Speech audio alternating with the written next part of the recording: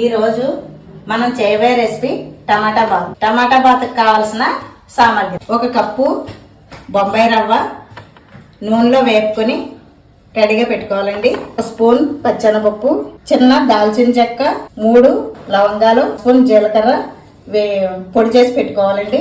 జీడిపప్పు వేయించి పెట్టుకోవాలి.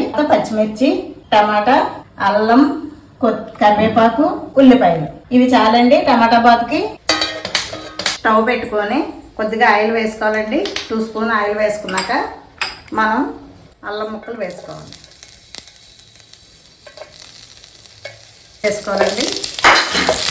మనం పోపు సామాన్ పచ్చెనపప్పు, ఉల్లిపాయ వేసుకోవాలండి. ఉల్లిపాయ వేగే వరకు 1 నిమిషం మూత పెట్టుకోవాలి. ఇప్పుడు కొంచెం వేగిందండి. ఇప్పుడు మనం టమాటా ముక్కలు వేసుకుందాం. 2 నిమిషాలు మూత పెట్టుకోవాలి. మనం వేయించి పెట్టుకున్న దాల్చిన చెక్క, లవంగా పొడి, జీలకర్ర పొడి చేసి పెట్టుకున్నామండి. ఇవి ఇందులో వేసేసుకోవాలి. ఇవి బాగా వేగిపోయాయండి. ఇప్పుడు మనం వాటర్ వేసుకుందాం. ఈ వాటర్ 1 కప్పు బొంబాయి రవ్వకి 3 కప్పులు వాటర్ వేసుకోవాలండి.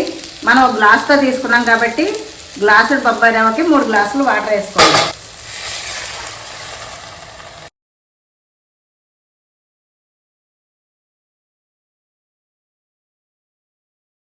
ఇప్పుడు మనం 1 స్పూన్ సాల్ట్ వేసుకుందామండి.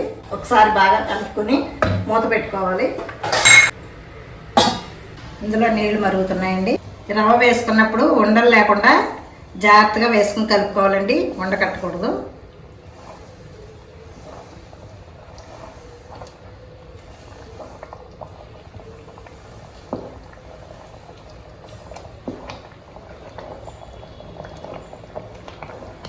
ఒక 5 నిమిషాలు మూత పెట్టుకోవాలి.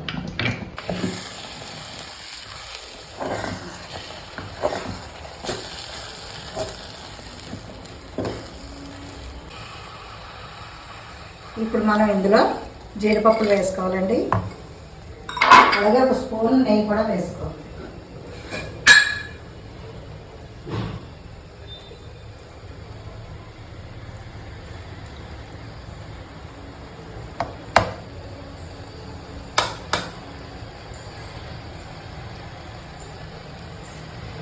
ఇప్పుడు బాగా కలర్ వేసుకోవాలి.